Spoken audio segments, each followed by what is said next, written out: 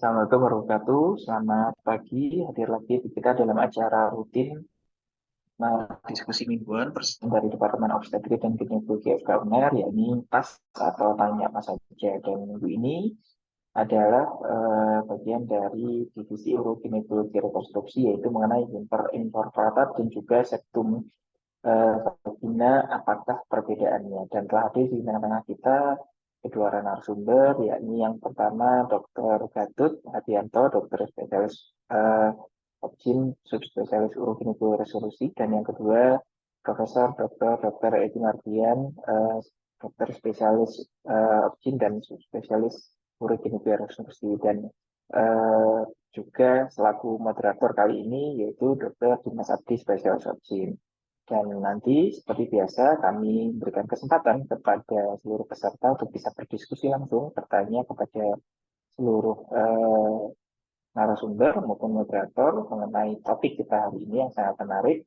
Dan tidak lupa tas kali ini insya Allah juga sudah ber-SKP Kemenkes, nanti akan silakan kurang lebih sekitar sore, sekitar pukul 3 nanti sudah bisa invitation atau ada undangan untuk mengikuti pembelajaran dan juga mengikuti post-test yang ada di halaman pelataran sehat, sehingga nanti dapat mendapatkan sampai Kemenkes. Sekali lagi kami usahakan nanti bila ingin pertanyaan melalui kolom chat maupun kolom fitur Q&A, atau juga bisa berdiskusi langsung melalui fitur raise hand. Jadi mohon maaf pada kali ini Dr. Brahmana selaku Ketua Departemen sedang berhalangan, jadi mungkin kita bisa langsung saja diskusi mengenai topik kita yang menarik pada hari ini, dan nanti akan dipandu oleh Dr. Dimas. Kepada Dr. Dimas kami persilakan. Monggo, Dok. Oke, baik, matur nuwun.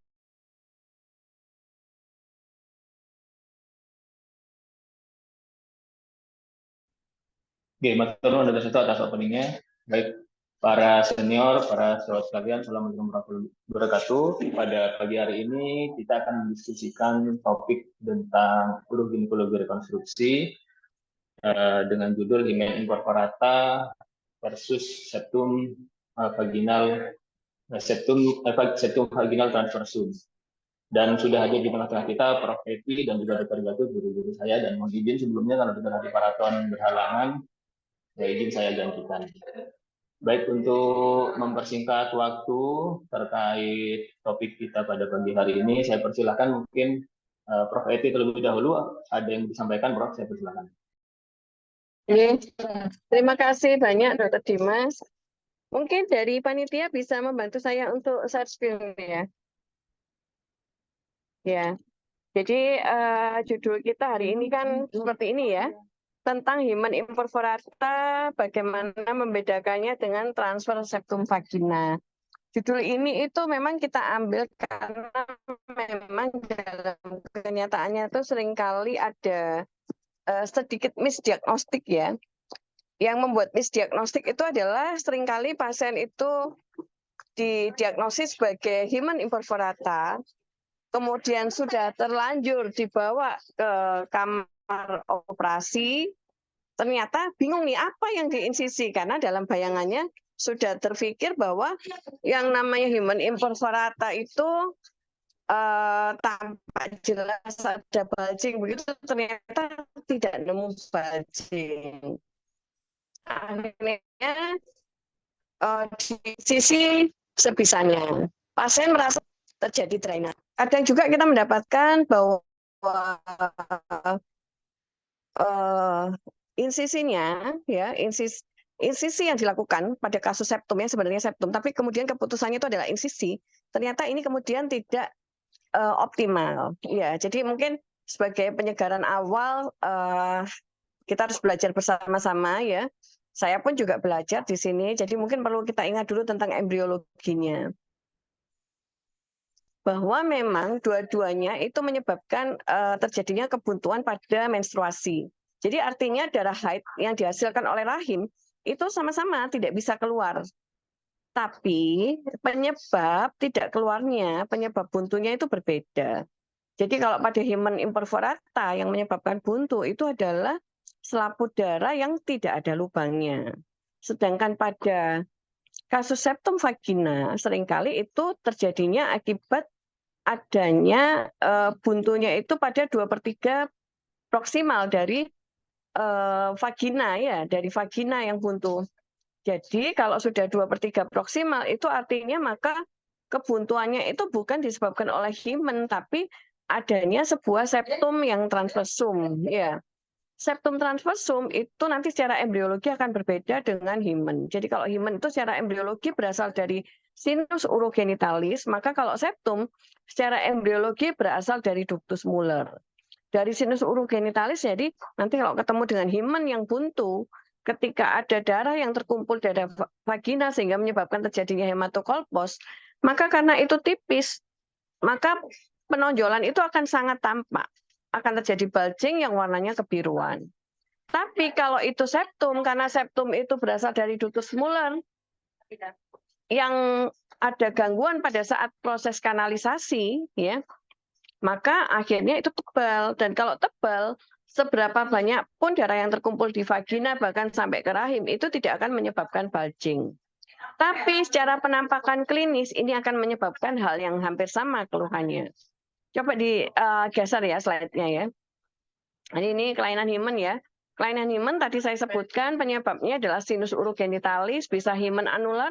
Anular tuh lubangnya kecil. Ada himen cribriformis, cuman bintik-bintik saja lubangnya. Anular ini seringkali menyebabkan pasien mengalami gangguan hubungan seksual. Jadi sudah menikah sampai bertahun-tahun tidak bisa hubungan. Kemudian cribriformis juga begitu, septet juga begitu, dan himen imperforata. Ya, pada septet kadang-kadang kalau ternyata septumnya itu elastis, maka hubungan masih bisa terjadi. Slide. Ini himen imperforata, jangan lupa pemeriksaan fisik itu sangat penting untuk dunia ginekologi ya. Jadi kita tidak boleh hanya mengandalkan USG saja. Kalau USG memang kelihatan ada hematokolpos, hematometra, bahkan kadang-kadang sampai muncul yang namanya kista coklat. Tapi jangan melupakan pemeriksaan dalam. Jadi pemeriksaan ginekologi dari inspeksi, kalau itu himen imperforata jelas sekali ada bulging warna kebiruan. Jadi kalau pasiennya itu sampai mengeluh rasa nyeri, itu artinya sudah ada pengumpulan darah di vagina, sudah ada pengumpulan darah di rahim, bahkan sampai kadang terjadi kista coklat, yang artinya pengumpulan darah dalam jumlah banyak itu bahkan sudah menimbulkan tekanan ke arah vagina yang menyebabkan terjadinya bulging ya. Ini akan berbeda dengan kasus pada septum. Pada septum bulging seperti ini nggak nampak. Jadi sekat pada vagina itu tetap datar saja begitu. Dan ini adalah pemeriksaan penunjang ya, USG, kita akan menemukan hematokolpos, hematometra, bahkan kadang kita juga menemukan adanya kista coklat. Slide. Nah ini apa, terus diapakan? Tata laksananya tentu saja juga berbeda. Jadi kalau pada himen imperforata, kita insisi ya, tapi tidak boleh berhenti insisinya. Insisi itu sudah bisa, kalau himen imperforata darah sudah bisa keluar. Tapi kalau pada septum transversum, insisi saja tidak akan menyebabkan darah keluar, karena biasanya itu tebal. Septumnya itu bahkan kadang ketebalannya itu sampai 3 cm. Jadi kalau ketebalannya sampai 3 cm, apakah mungkin bisa menyebabkan terjadinya drainase? Tentu sulit ya. Jadi kalau pada himen imperforata, insisi bisa insisi ya atau stelit insisi, tapi jangan lupa dilanjutkan marsupialisasi. Kenapa harus marsupialisasi? Supaya tidak terjadi nutup lagi ya.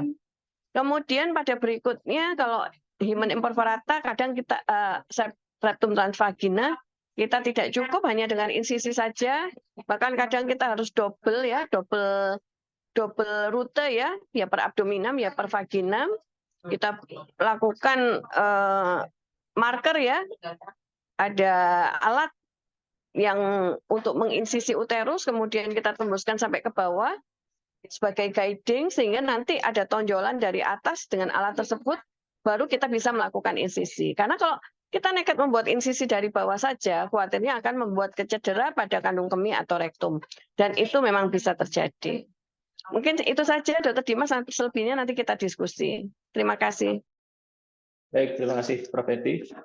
Jadi mengingatkan bahwa yang khas pada hematokrata adalah bridging, kemudian jangan melupakan pemeriksaan fisik. Baik, saya ke Dokter Gatut, saya persilakan Dokter Gatut, mungkin ada yang disampaikan, Dok. Baik, terima kasih Dr. Dimas atas kesempatannya. Ya, Assalamualaikum warahmatullahi wabarakatuh. Jemaat sekalian yang semuanya selamat pagi, salam sehat semuanya. Oke, saya senang banyak yang bergabung. Mudah-mudahan ini nanti bisa membawa manfaat bagi kita semuanya. Jadi sebelum saya share screen, saya ingin menyampaikan bahwa topik ini memang sengaja diangkat oleh ini koordinator, kebetulan koordinator dari Urugin untuk masalah tas ini, topik-topiknya dikoordinir oleh Dr. Dimas ini selaku moderator kebetulan. Itu memang karena kondisi yang ada di salah satunya adalah dasar yang ada terjadi di lapangan, khususnya saya yang bertugas di Rumah Sakit Dr. Sutomo. Mungkin saya mohon izin share screen ya, Dr. Dimas. Iya, Dok, silakan, Dok. Di sini ya nanti. Ini diklik.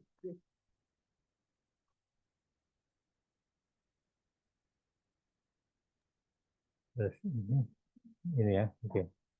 Iya, sudah kelihatan, Dok. Oke. Ini saya kecilkan. Oke. Baik, jadi sebenarnya saya ingin lebih fokus untuk menyampaikan terkait dengan kelainan kongenital dari genitalia wanita yang dalam hal ini secara khusus memang terkait dengan Butus Muller. Walaupun tadi sudah disampaikan oleh Prof. Esti bahwa kita membandingkan dua hal, yang satu himen imperforata, yang satu dengan septum. Nah, septum ini yang akan kita bahas lebih detail, lebih seksama begitu. Karena nanti kalau yang bukan septum ini sangat mudah pembandingnya dengan himen imperforata itu sendiri. Nah, secara umum mungkin prevalensi kejadiannya saya rasa kita semua bisa melihat di referensi sekitar 30% ya, itu pada wanita-wanita yang memiliki riwayat keguguran itu layak kita curigai bahwa ada masalah-masalah terkait dengan kelainan kongenital. Dan yang kita ketahui bersama ini yang khususnya di Rumah Sakit Dr. Sutomo ternyata kelainan kongenital yang salah satunya bentuknya adalah septum vagina itu merupakan kasus yang terbanyak setelah kasus prolap organ panggul. Jadi makanya sangat bisa dimengerti pada periode ini ada kesempatan untuk kita diskusikan bersama begitu ya, kita sama-sama mereview.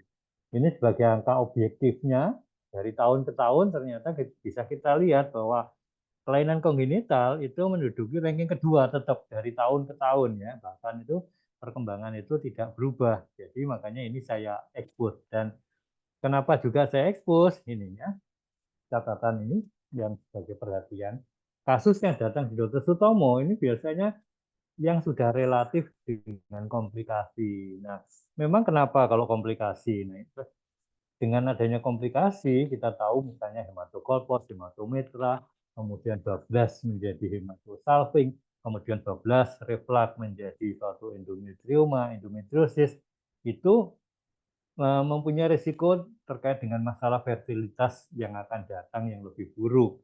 Makanya kita berharap sejawat sekalian yang ada yang menemukan kasus ini sedini mungkin paling tidak untuk bisa mencegah komplikasi-komplikasi yang berdampak jangka panjang pada masalah fertilitas.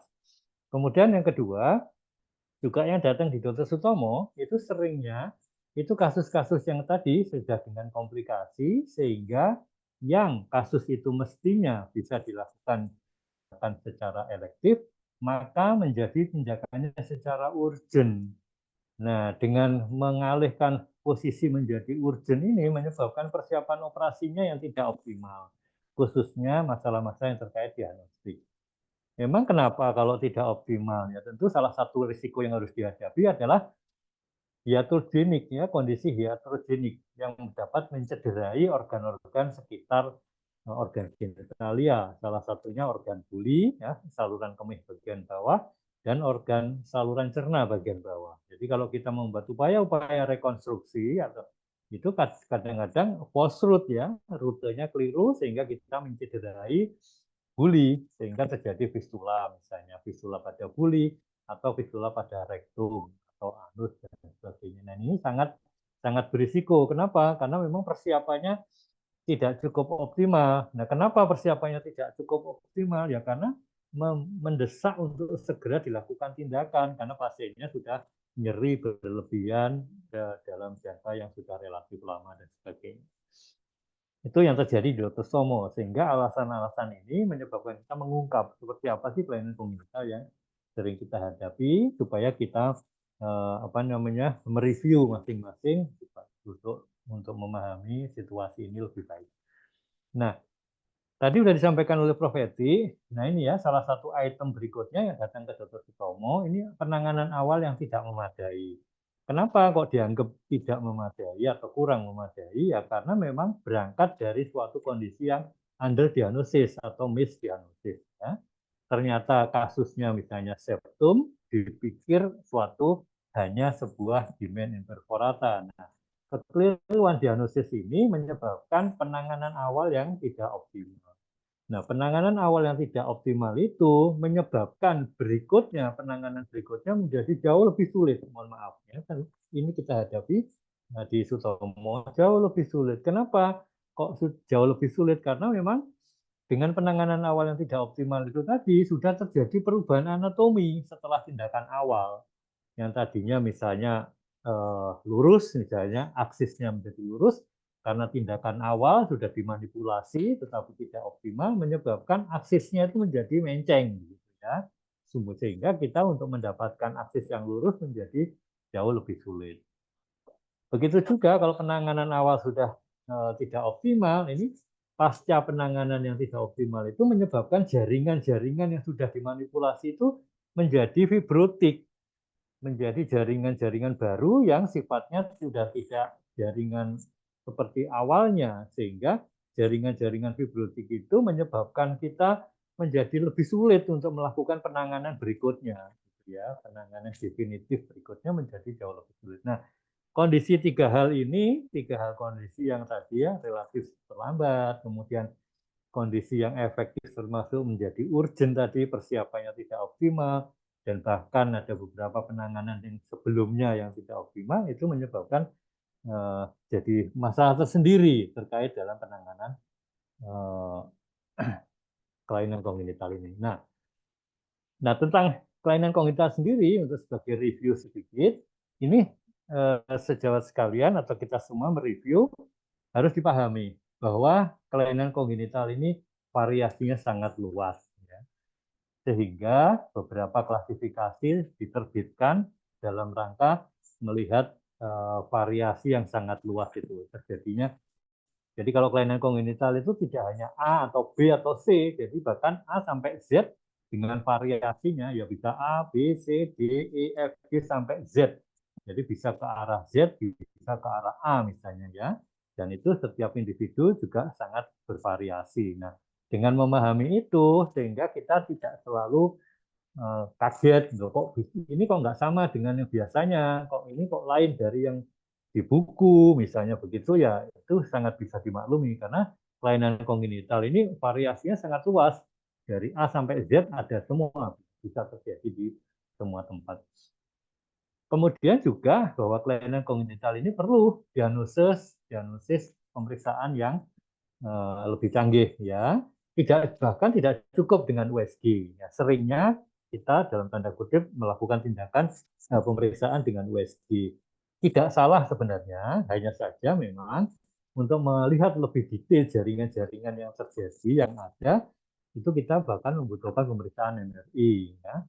Bahkan pemeriksaan MRI pun itu juga kita perlu bacaan oleh ahli radiologi yang expert di bidang pelvis wanita ya.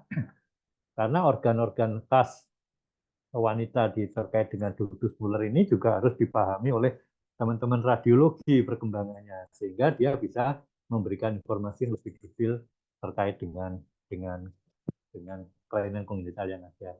Kemudian juga yang harus dipahami bahwa kemampuan tata laksana dari rekonstruksi yang kita punya selama ini, yang kita mampu, itu masih sangat terbatas. Ya. Misalnya kasus misalnya kasus neoservix ya.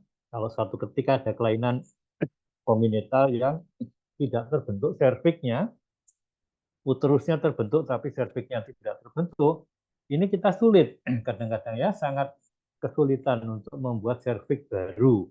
Ya, beberapa kali sudah kita coba membuat serviks baru, ternyata tidak pernah sukses. Artinya tidak pernah sukses untuk membentuk suatu format jaringan serviks yang baru yang bisa dilalui darah haid, misalnya begitu ya. Nah, ini sangat, nah, keterbatasan ini harus dipahami supaya teman-teman yang lain juga tidak serta-merta memberi aba-aba, wes pokoknya dioperasi selesai, gitu ya, tidak. Begitu juga bahwa kemampuan yang terbatas itu misalnya, kalau suatu ketika menemukan hipoplastik uteri, uterusnya hipoplasi atau tidak berkembang dengan baik, kita tidak bisa serta-merta memberikan rekomendasi. Kalau gitu uterusnya bisa ditransplantasi. Walaupun kita menyadari di dunia saat ini sedang bekerja untuk melakukan transplantasi uterus. Tetapi transplantasi uterus ini juga masih menimbulkan pro dan kontra ya terkait dengan etis dan sebagainya itu untuk di Indonesia, sehingga keterbatasan itu juga harus dipahami terkait dengan kelainan kongenital ini. Dan juga bahkan dengan kondisi yang ada ini seringnya perlu beberapa pendekatan sekaligus dalam melakukan tindakan definitifnya ya. Bisa jadi kalau hanya sederhana, mungkin kepentingannya sederhana dan bisa dipahami, mungkin cukup tindakannya dengan pervaginam. Tetapi kadang-kadang tidak cukup hanya pervaginam saja, perlu tindakan-tindakan perabdominal. Bahkan ada dual approach dengan tindakan laparoskopi. Selain tindakan pervaginam, juga memerlukan tindakan perabdominal yang kadang-kadang memerlukan laparoskopi. Nah, ini beberapa klasifikasi. Kenapa ada klasifikasi beberapa? Ya karena memang setiap perkembangan dari kelainan kongenital itu bisa diklasifikasikan sesuai dengan kondisi yang ada ya, bisa A sampai Z tadi. Ternyata ketemu misalnya biasanya klasifikasinya A sama B saja. Ternyata sekarang ketemu yang C, karena ada lagi yang D, nanti ada yang E. Seperti itu kira-kira ya, bagi gambaran ringkasnya. Nah, bisa dimengerti kenapa? Ya, bagaimana antisipasinya? Nah, yang bagaimana untuk mengantisipasi itu, nah terutama untuk FPUG, tolong kita berharap sama-sama melakukan review terkait dengan pemahaman tentang kelainan kongenital ini. Dan bisa dimengerti kenapa urogin kok belum terlalu populer begitu ya, karena memang beda dengan fetomaternal. Misalnya kalau fetomaternal punya misi besar misalnya menurunkan angka kematian ibu. Nah, pada urogin belum sepopuler itu. Ya, begitu juga beda dengan divisi onkologi misalnya. Onkologi dengan kasus ya serviksnya yang cukup tinggi itu memerlukan perhatian. Nah, sehingga kasus urogin itu menjadi belum terlalu prioritas. Nah, sehingga teman-teman sering kalau menghadapi kasus-kasus urogin sering kelewatan ya, bisa dimaklumi. Tapi dengan begitu kita sadar bahwa kita perlu mereview sedikit lebih baik terkait dengan kasus-kasus urogin ya. Bahkan beberapa teman-teman sejawat yang lain mungkin paparan uroginnya juga masih kecil, masih rendah. Kenapa? Karena ternyata belum semua center pendidikan SPOG itu mengembangkan urogin dengan baik ya. Contohnya misalnya tetangga kita ya, misalnya di Malang saja. Nah, Malang itu ada uroginnya satu, tetapi karena stafnya yang lain juga sangat terbatas, bahkan teman-teman urogin itu banyak bekerja untuk kasus-kasus yang di luar urogin begitu ya, sehingga urogin kurang begitu mendapat perhatian secara khusus begitu, karena ya memang tidak terlalu dominan. Yang ini yang saya berharap ini melalui teman-teman SPOG pada kesempatan ini, terutama awareness untuk publik ya, tentu melalui para SPOG ya, supaya dengan para SPOG memahami lebih seksama terkait dengan problem ini, kelainan kongenital, menyebabkan inform consent yang diberikan ke masyarakat, ke publik menjadi lebih baik ya.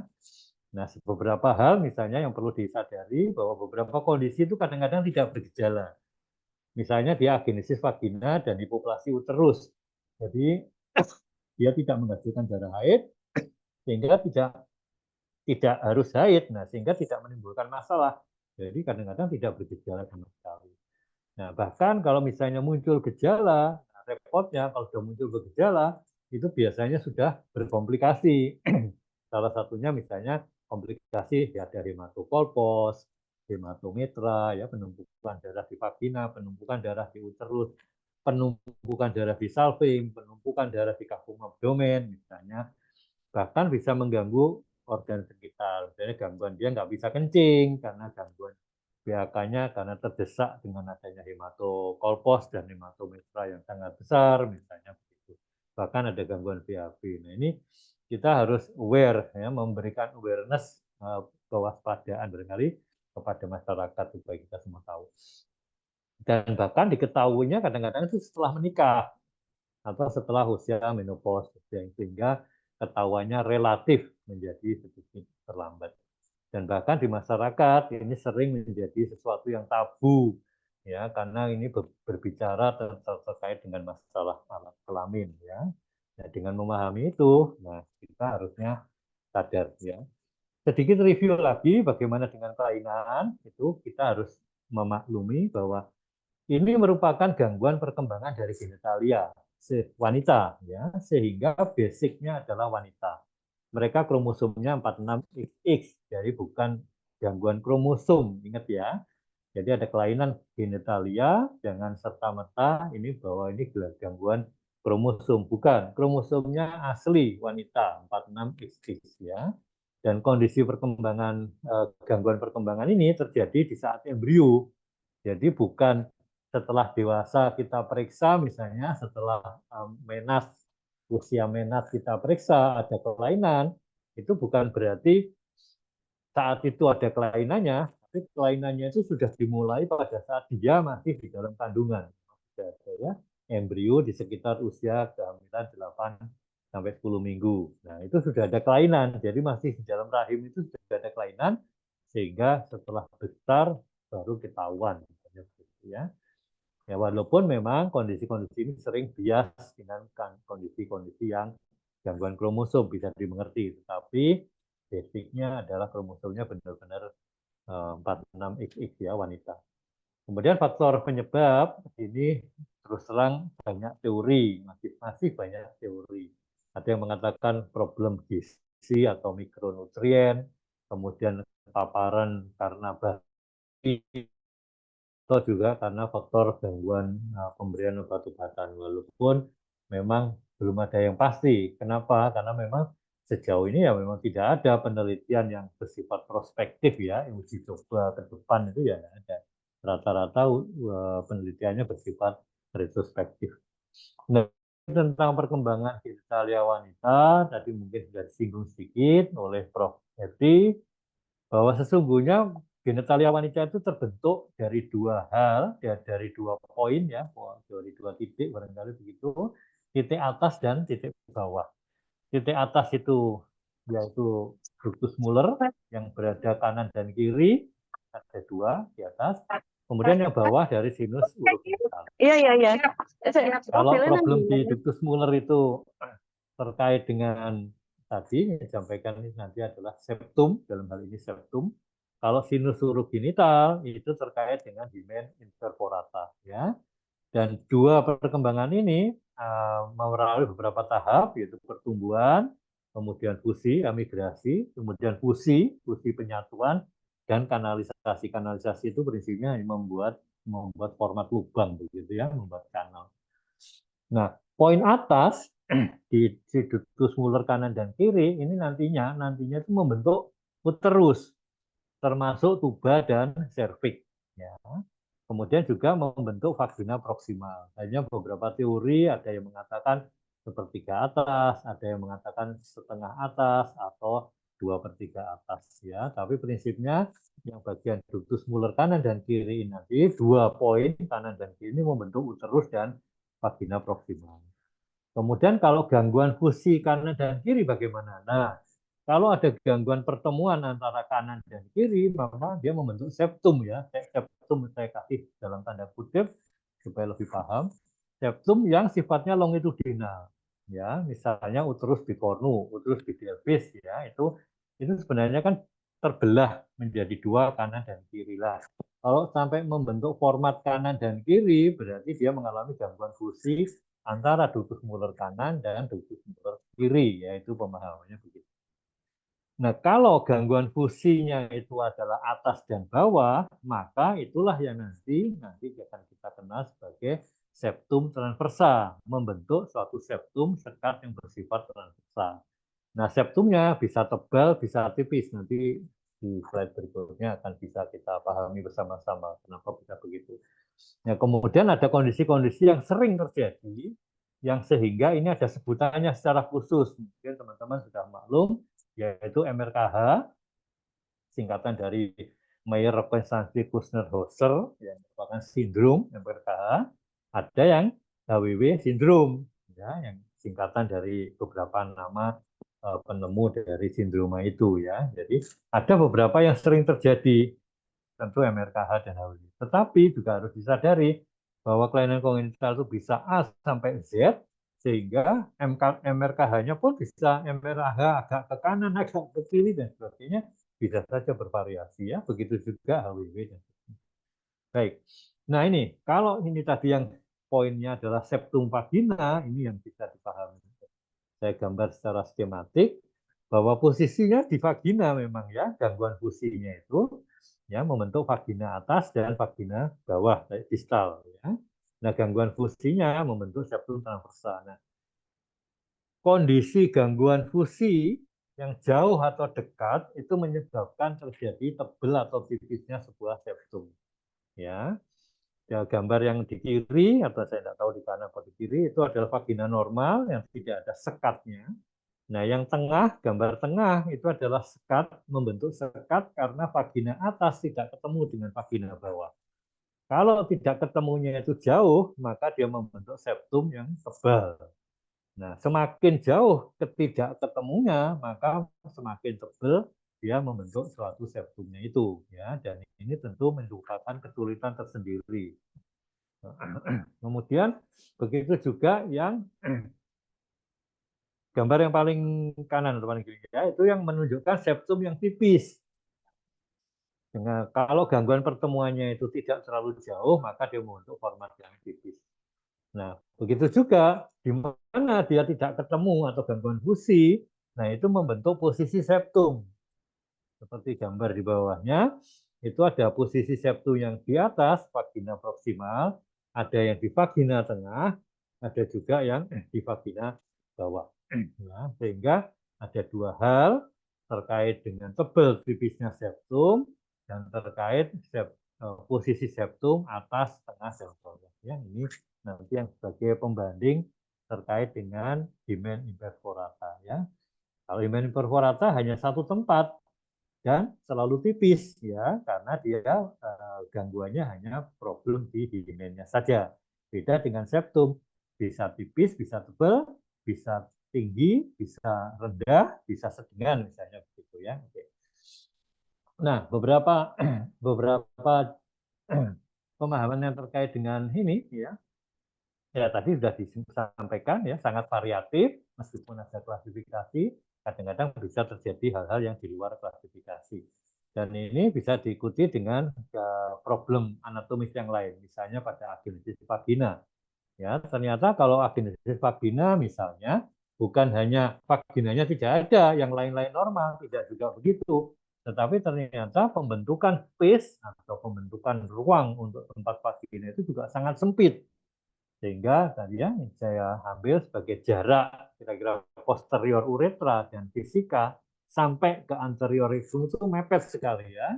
Sehingga kita kalau ingin membuat vagina di area itu sangat berisiko mencederai depannya maupun bawahnya, ya, depannya ataupun belakangnya. Nah, kondisi komplikasi yang berhubungan dengan waktu ini juga bisa dipahami kalau misalnya belum lama, hanya mungkin terjadi hematokolpos saja, penumpukannya hanya di vagina. Tapi kalau sudah mulai agak lama, vaginanya sudah numpuk penuh, maka dia refleks menjadi numpuk di uterus, ya, menjadi suatu hematokolpos dan hematometra. Kalau lebih lama lagi, vaginanya penuh, uterusnya penuh, dia melompat ke tuba, namanya hematosalping. Kalau lebih lama lagi, sudah penuh semuanya, dia keluar dari salving membentuk endometriosis, masuk ke kavum peritoneum membentuk endometriosis ataupun endometrioma ya. Nah, berapa lama ya ini berapa berat ya tergantung seberapa banyak dia mesnya, seberapa sering dia ininya, kemudian kondisi vaginanya gimana, itu sangat menentukan. Dan yang paling penting ini mereka semua itu menentukan prognosis terkait dengan fertilitas ya.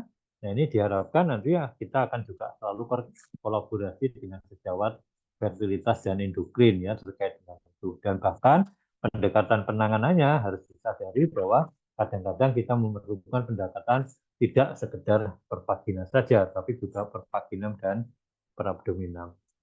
Ya, tegomesidnya sebelum nanti kita diskusi bahwa diharapkan dengan memahami situasi yang ada ini, kita berharap bahwa lebih paham ya terkait dengan penegakan diagnosisnya karena detail anatomisnya yang sangat variatif. Nah, tolong teman-teman kalau memang ini mencoba membuat gambar secara skematik terkait dengan kelainan kongenital ini ya, supaya bisa paham bahwa ini benar-benar hymen imperforata kah atau ada problem lain selain itu ya. Kemudian ada kondisi-kondisi ikutan, tadi ada hematokolpos, metal dan sebagainya yang itu berisiko berdampak pada fertilitas terkait dengan quality of life yang akan datang. Begitu juga karena harus menyadari bahwa tidak semuanya bisa dilakukan rekonstruksi dengan baik. Kenapa? Karena memang keterbatasan dari upaya rekonstruksi yang baru kita miliki. Dan sekaligus ini titip terkait kewaspadaan ini ke publik melalui teman-teman FPUG yang ada. Demikian mungkin saya cukupkan. Saya mohon izin untuk stop share screen-nya. Baik. Mungkin demikian Dr. Dimas sebagai bahan untuk kita berdiskusi lebih lanjut barangkali. Terima kasih.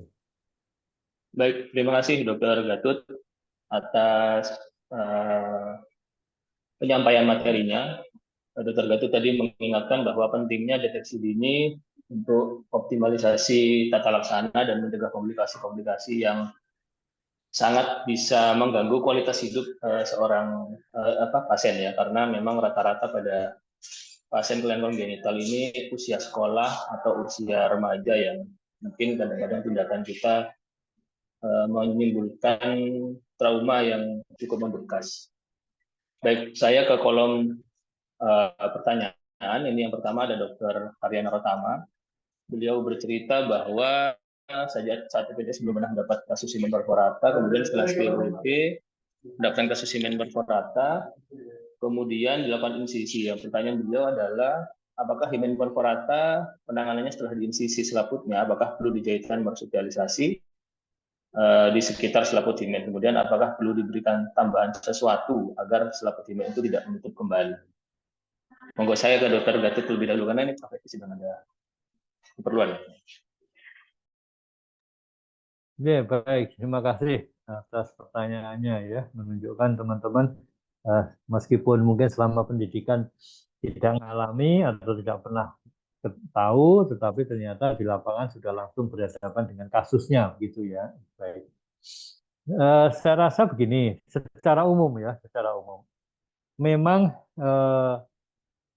dilakukan insisi pada hymen imperforata, jadi kasusnya atau settingannya adalah hymen imperforata yang memang sudah hymen imperforata begitu ya, jadi tidak keliru dengan septum.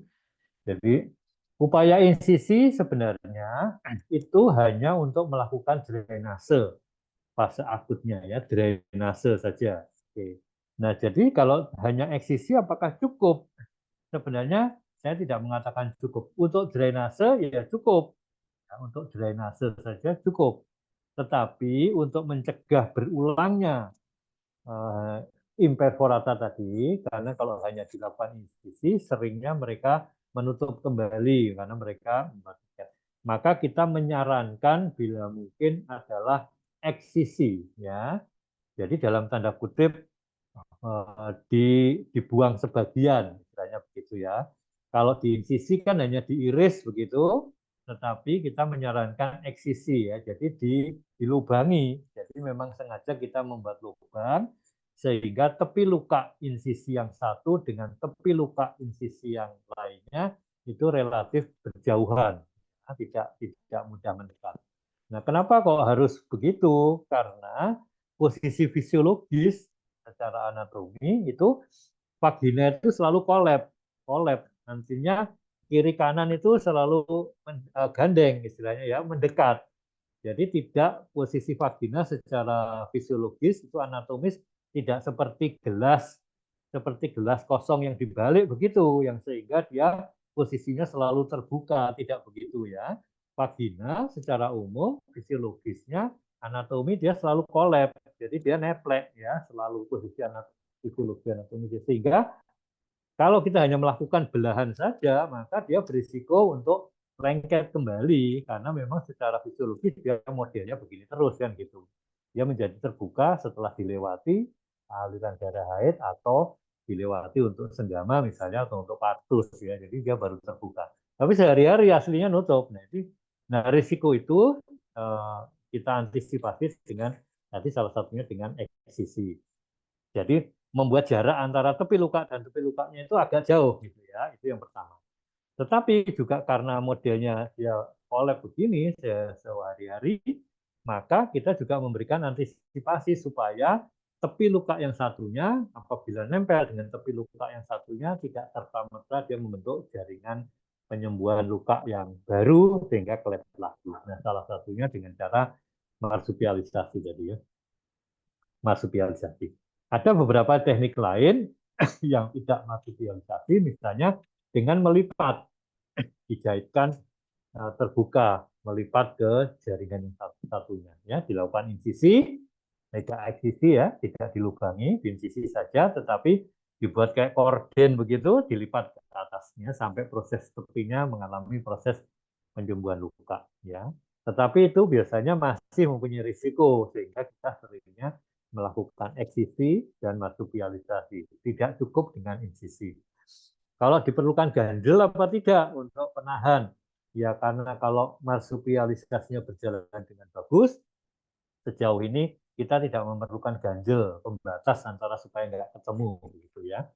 Tidak, tapi kita cukup memberikan marsupialisasi itu dalam tanda kutip upaya sebagai seolah-olah pembatas antara tepi luka dan tepi luka satunya tidak gandeng menjadi satu. Mungkin itu sementara yang bisa saya mudah-mudahan sesuai dengan apa yang ditanyakan ya Pak. Oke, baik, terima kasih Dr. Gatot. Prof. Hedi Ya, ada terima masukan kasih Dr. Dimas. terkait tindakan untuk himen incorporata ini, Prof. Oke. Terima kasih Dr. Dimas. Jadi tadi sebenarnya sudah banyak disampaikan Dr. Gatot ya. Dulu memang rasanya tuh seingat saya waktu zaman saya PPDS, waktu zaman saya dokter umum, ya wes cross insisi selesai gitu ya. Tapi ternyata dalam kenyataannya lubangnya itu menyempit ya. Kadang menutup, kadang menyempit. Kalau menutup akhirnya kan drainasenya nggak lancar. Ya numpuk lagi di dalam hematokolpos, hematometra lagi. Tapi kalau misalnya dia menyempit, ya mensnya masih bisa keluar, masih bisa terdrainase, tapi itu nanti bisa menyebabkan hubungan seksual terganggu. Sulit terjadi penetrasi, terjadi disparenia. Jadi menurut saya idealnya kita one shoot gitu loh. Kalau kita akan melakukan tindakan, ya sekalian kita kerjakan marsupialisasinya. Kecuali memang kondisinya darurat ya, darurat misalnya dokter umum ya, jauh banget ya, jauh sekali mau merujuk ke dokter opsin itu jauh sekali ya. Mungkin bisa cross insisi saja. Tapi seandainya itu adalah sebuah tindakan yang dipersiapkan dengan elektif atau semi akut, maka sebaiknya kita one shoot. Karena seperti yang disampaikan Dr. Gatot tadi, kalau kita operasi berulang satu, pasien tidak nyaman kan ya. Yang kedua, kadang-kadang sudah terbentuk sikatrik dan operasinya akan lebih sulit. Begitu Dr. Dimas ya, matur nuwun. Ya, baik, matur nuwun Prof. Hedi. Baik, pertanyaan berikutnya ini masih terkait insisi himen. Ini apakah dibenarkan prosedur himenoplasti dilakukan oleh SPLB umum atau harus konsultan? Apakah secara etik legal dan dibenarkan? Kemudian ada juga dari Dr. Zubri, ini apakah Bila setelah diinsisi, kemudian dipasang kateter, apakah masih diperlukan marsupialisasi? Mungkin bisa dijelaskan. Mungkin ke Prof. Edi dulu mungkin. Mau diulang pertanyaannya, Dr. Dimas? Pertanyaan yang pertama, apakah kompetensi untuk insisi ini boleh dilakukan oleh biologi umum, Prof? Untuk insisi ya, kalau human imperforata, sepaham saya itu memang kasus human imperforata itu SPGO umum itu kompetensinya level 4 ya. Jadi, tapi ya itu tadi, insisi atau eksisi marsupialisasi. Jadi karena ini level 4, maka harus bisa. Dan insya Allah lah, teman-teman SPOG semuanya pasti bisa kalau kasusnya adalah human imperforata. Tapi berbeda dengan kasus septum vagina. Jadi itu diperlukan clinical judgment yang sangat baik. Kenapa? Supaya kita, sekali lagi ya, kalau kita melakukan tindakan one shot itu akan lebih, hasilnya akan lebih optimal. Yang kedua, secara psikologis akan membuat pasien rasa tidak terganggu rasa nyamannya ya. Dan yang ketiga tentu saja pengeluaran biaya tidak akan berulang. Karena itu clinical judgment itu sangat penting. Kalau memang itu kasusnya adalah human imperforata, monggo teman-teman semua bisa mengerjakan. Tapi kalau kasusnya adalah septum vagina transversal, itu kalau dalam level kompetensi memang bukan level kompetensi 4. Karena apa? Karena ya tindakannya sedikit rumit ya. Kita nggak mungkin, sulit sekali kalau hanya melalui rute per vaginam. Kita harus double route ya, per abdominam dengan per vaginam untuk menghindari terjadinya cedera baik pada kandung kemih maupun pada rektum. Karena seperti kita tahu bahwa vagina itu dekat dengan kandung kemih, dekat dengan rektum. Kalau kita ada sedikit kesalahan dalam melokalisir tempat insisi yang tepat, maka tentu saja akan terjadi kegagalan. Kegagalan itu dalam arti ya timbul komplikasi. Dan itu bukan hanya tertulis saja ya di literatur, tapi memang kenyataan ada kasus yang di mana ternyata cedera buli, terjadi fistula vesikovagina, dan ada juga terjadi cedera rektum, terjadi fistula rektovagina. Jadi vaginanya terhubung, akhirnya ada drainasenya, tapi sekaligus ada lewat, kencingnya lewat, fesesnya lewat, dan itu kan tentu tidak nyaman untuk pasien ya. Terus kemudian kalau memang kasusnya septum vagina, jadi kenapa sih kok harus dokter urologin yang mengerjakan? Satu ya karena memang operasinya rumit. Yang kedua, risiko rekurensi itu sangat tinggi. Jadi kami pun di center di Rumah Sakit Dr. Sutomo itu selalu membuat inovasi supaya tidak terjadi rekurensi. Kalau dulu ya kami misalnya kasus septum vagina atau agenesis vagina dengan terjadinya hematokolpos, hematometra, kemudian kista coklat, bahkan sampai hidronefrosis. Biasanya dulu kan udah kita buatkan lubang, kita pasang kateter besar atau kita pasang dengan rectal tube yang paling besar, kemudian kita pasang selama 2 minggu, selesai. Tapi ternyata 3 bulan nutup lagi. Kemudian kita pakai cara lain lagi. Pakai cara lain lagi yaitu dengan 3 bulan, kita pasang sampai 3 bulan. Kemudian kita lepas. Ternyata juga resiko menutup lagi. Resiko menyempit lagi. Akhirnya teman-teman di urologin ini sampai menciptakan alat ya untuk membuat supaya lubang itu tetap terjaga. Lubang yang dibentuk oleh septum itu atau lubang yang dibuat untuk agenesis vagina itu tetap terjaga, terus berlubang, dan bahkan ada pasien yang sampai 1 tahun ini belum saya lepas. Kenapa belum saya lepas? Karena ternyata pasien ini nggak ada keluhan gitu. Dengan masih terpasang alat tersebut, dia tidak ada keluhan. Jadi menstruasinya teratur, tidak ada keputihan, tidak ada nyeri, ya. Sehingga kami memutuskan mungkin sambil terus kami observasi alat untuk menjaga supaya lubang vagina itu tetap baik, itu tetap kita pasang begitu. Matur nuwun Dr. Dimas. Baik, matur nuwun Dr. Prof. Eti. Dr. Gacut ada tambahan, Dok? Terkait insisi himen.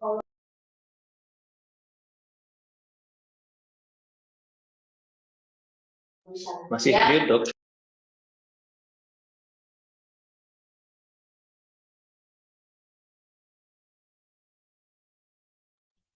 baik. Seperti itu saya. Mungkin saya menambahi yang pertama tadi sudah disampaikan Prof. Edi. Ya, tadi mungkin yang pertama sudah disampaikan oleh Prof. Edi. Saya mungkin menambahi untuk pertanyaan yang kedua barangkali ya. Yang kalau sudah dipasang kateter apakah cukup begitu ya? Ya, yang dipasang kateter itu pada himen imperforata itu seberapa besar kateternya yang dipasang itu ya, itu menentukan. Kalau kateternya itu tidak cukup besar, maka tadi apa yang disampaikan Prof. Edi di awal sebelumnya, bahwa dia hanya cukup untuk dilalui darah haid saja. Mungkin betul dia sudah tidak menempel lagi, tetapi yang terbentuk hanya sebesar mungkin lubangnya itu sebesar kateter yang dipasang.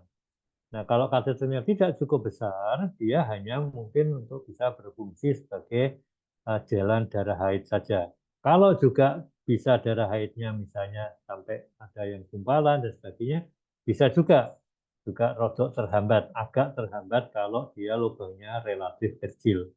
Nah, tapi dia menjadi masalah kalau nanti di kelak kemudian hari untuk melakukan koitus ya, bisa jadi mungkin menjadi kesulitan.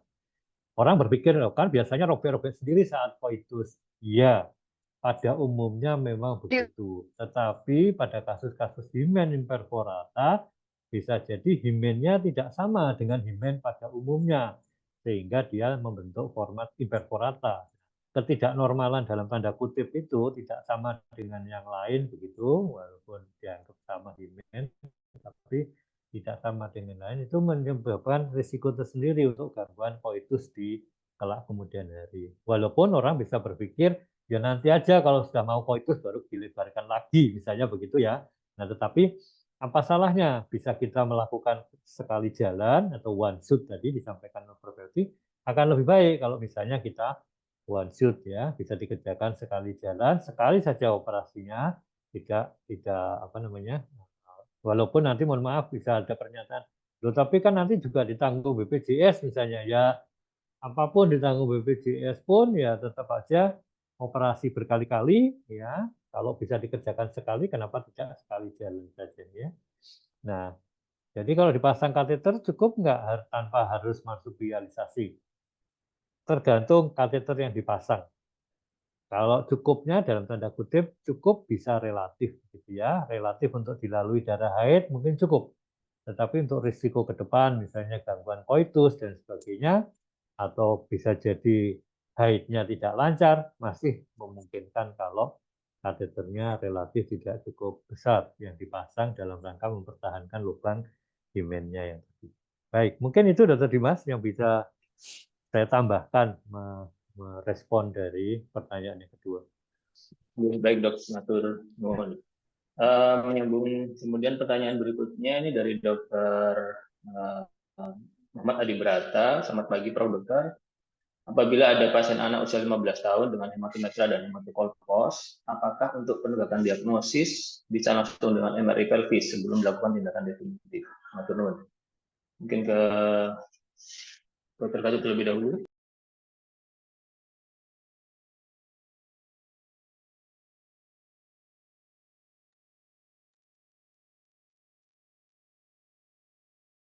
Pertanyaannya apa tadi, Pak? Dilakukan apa? Anak 15 tahun dengan hematokolpos dan hematometra, dok. Apakah sebelum tindakan definitif untuk penentuan diagnosis ini apakah perlu MRI pelvis? Oh ya, baik. Kalau ekstrim ya, kalau saya ekstrim. Kalau sederhana sekali ya, dan kita butuh tindakan semi akut, ya mungkin segera kita lakukan tindakan tanpa menunggu MRI pelvis. Tetapi bila memungkinkan, nyerinya misalnya tidak berlebihan, kemudian masih bisa kita tahan beberapa hari ke depan, akan lebih baik kalau kita memastikan kondisi kelainan hematokolpos maupun hematometranya terkait dengan MRI pelvis ya, itu jauh lebih baik. Karena ternyata dengan MRI pelvis itu apa yang tidak bisa kita lihat sebelumnya itu menjadi bisa kita lihat sebelumnya. Nah, itu karena terkait dari bukan sekedar tindakannya bukan jenis tindakannya saja, tetapi pendekatan tindakannya. Kalau nanti ternyata di atas ada sesuatu yang lain, mungkin kita pendekatannya tidak cukup pervaginam, hanya membuka septumnya saja.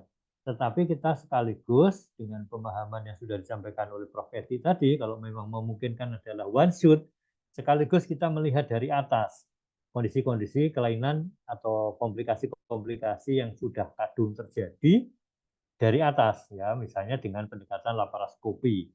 Jadi kita melakukan pendekatan dari bawah pun kadang-kadang dituntun dengan pendekatan yang dari atas. Agar apa? Agar tidak mencederai organ-organ di sekitarnya tadi. Kenapa? Karena sudah dengan adanya hematometra, hematokolpos itu menyebabkan ada perubahan anatomi.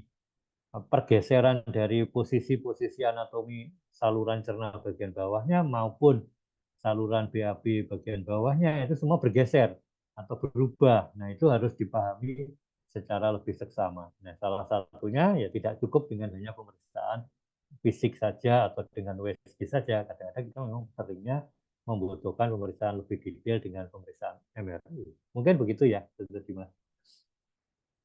Oke, baik, teman-teman. Prof, tadi ada tambahan, Prof, untuk hematometer hematokolpos, apakah perlu MRI pelvis terlebih dahulu?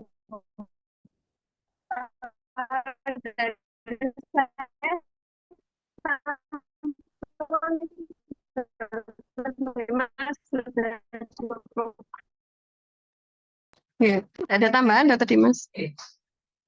Oke, baik, Prof. Baik, lanjut ke pertanyaan selanjutnya dari ini, beliau bertanya tentang pada kasus septum vagina dengan uterus duplex, septum sepanjang uterus vagina sampai serviks, kapan dilakukan reseksi dan apakah dilanjutkan dengan menyatukan uterus? Ini terkait kelainan kongenital tadi. Mungkin ke Dr. Batu terlebih dahulu. Gimana? Baik-baik. Mungkin mohon maaf, sinyal saya nggak begitu. Ada uterus duplex Septum sama apa? vagina, kemudian uterus duplex, dok. Kapan dilakukan reseksi dan apakah disambung, dok? Enggak, apa yang terjadi di vaginanya? Mohon maaf. Septum vagina, dok. Septum vagina komplit dan uterus duplex. Oke. Septumnya yang longitudinal atau transversal? Iya, dok. Ini septum sepanjang introitus vagina sampai cervix. Ini kemungkinan yang longitudinal, dok. Longitudinal, baik. Ya. Tapi ada hematometra, hematokolpos? Tidak ada. Tidak ada keterangan, dok. Hanya septum vagina dan uterus duplex. Oke. Jadi ya kita jadi berasumsi-asumsi, tapi tidak apa-apa. Kalau ada uterus duplex dengan 2 serviks, mau kelanya aja, Bang. Kemudian ada 2 vagina yang dibatasi oleh septum, tetapi tidak ada gangguan obstruktif pada keduanya, maka menjadi relatif kapan kita melakukan tindakannya. Apakah terkait dengan tindakan septum di vaginanya maupun tindakan di uterusnya, begitu ya. Karena bisa jadi secara ekstrim, mungkin kita tidak perlu melakukan apapun ekstrimnya. Ekstrim paling kiri, istilahnya begitu. Tidak perlu melakukan apapun. Tapi kalau misalnya ada gangguan bersenggama, karena ada septumnya longitudinal yang panjang tadi, mungkin kita hanya melakukan koreksi di septum vaginanya saja, tanpa melakukan koreksi di uterusnya. Karena uterusnya sudah benar-benar duplex, terbentuk 2 uterus, ya walaupun tidak sebesar uterus yang tunggal, dan dia sudah dapat melakukan drainase ke bawah dengan baik, karena ada 2 serviks biasanya ya. Nah, kecuali ceritanya beda lagi, gitu ya. Dan biasanya uterus duplex yang benar-benar duplex, yang serviksnya ada 2 dan semuanya bagus, biasanya kita tidak menyatukan uterusnya. Ya, hanya kita memberikan informasi kepada pasiennya terkait dengan kondisi yang ada dan kans atau probability terkait dengan fertilitasnya atau kemungkinan hamilnya dan komplikasi-komplikasi pada kehamilannya yang akan datang, itu diinformasikan saja. Tapi kalau tidak ada masalah, biasanya kita tidak melakukan koreksi serta-merta, tidak serta-merta melakukan koreksi. pada dua-duanya, ya, pada vaginanya maupun pada uterusnya. Khususnya pada uterusnya kita cenderung tidak melakukan koreksi. Kecuali, mohon maaf, kalau biasanya terjadi pada HWW, ya misalnya septumnya yang longitudinal itu buntu salah satunya. Nah, itu kita akan lakukan eksisi pada daerah yang buntu tadi, ya. Atau kalau misalnya serviknya tidak terbentuk, tapi yang satu bagus, yang satu tidak bagus, mungkin malah lebih ekstrim. Kita mengangkat salah satu hemi uterus yang kita anggap tidak fungsional dan berisiko untuk menjadi masalah di kemudian hari. Mungkin itu yang ingin disampaikan. Mudah-mudahan sesuai dengan yang ditanyakan. Terima kasih. Baik. Mohon maaf, ini ada satu pertanyaan terakhir mungkin terkait himenoplasti. Mungkin saya ke Prof. Eti. Prof. Eti, ini ada pertanyaan, himenoplasti ini apakah boleh dikerjakan sebagai umum, Prof? Ini kaitannya bukan dengan himen berperata, tapi karena himen yang robek gitu. Ya, yeah. Jadi kalau ditanya apakah boleh dikerjakan oleh SPOG umum atau tidak, kita kembalikan pada kompetensinya ya, tetap Dimas ya. Jadi kalau kompetensi itu, kalau menurut SKDI ya, standar kompetensi dokter Indonesia, standar kompetensi SPOG Indonesia, maka sebenarnya untuk himenoplasti itu atau repair dari selaput darah itu sebenarnya yang level 4 itu adalah dokter spesialis uroginekologi rekonstruksi. Tapi kalau misalnya SPOG umum mau mengerjakan ya, apakah dia kompeten apa tidak? Jadi kalau kompetensi itu kan nanti ada yang namanya peer yang menilai ya. Atau kalau memang mau membuat sebuah legalitas ya monggo. Sekarang ini kan sudah dibuka fellowship urogin ya. Mungkin seperti itu. Jadi kalau menurut saya selama ada kompetensi monggo silakan. Tapi kalau misalnya tidak ada kompetensi, khawatirnya ada sesuatu yang menjadi tidak baik, maka itu akan menjadi celah dari pasien untuk memberikan apa ya semacam ya protes, tuntutan atau semacamnya. Ya, matur nuwun Dr. Dimas. Ya, baik, teman Dr. Gatot, Prof. Eti. Baik, ini jam sudah menunjukkan pukul 11.05, kita sudah lebih 5 menit. Saya coba resumekan bahwa himen berporata dan septum vagina ini perlu dilakukan deteksi dini secara optimal untuk mengurangi komplikasi-komplikasi yang bisa terjadi di kemudian hari, terutama terkait organ-organ atau fungsi reproduksi dari pasien tersebut. Dan tentu pemeriksaan fisik menjadi sangat penting untuk membedakan apakah ini septum vagina ataupun himen imperforata, tidak hanya dengan melakukan pemeriksaan USG. Baik, saya rasa itu untuk diskusi pada hari ini. Saya kembalikan ke Dr. Seto sebagai host. Matur nuwun, Dr. Seto. Ya, terima kasih Dr. Dimas, Prof. Eti, dan juga Dr. Gatot. Alhamdulillah semua pertanyaan juga sudah terjawab. Menarik sekali kasusnya karena ternyata meskipun di PPDS beberapa belum menemui, tapi ternyata ketika praktis sehari-hari sudah banyak yang menemui kasusnya. Dan seperti tadi mungkin ada beberapa pesan terkait pada kompetensinya. Harapannya nanti yang terbaik adalah patient center care biasanya ya, istilahnya. Jadi supaya tidak ada operasi berulang dan kepuasan pasien juga nomor 1.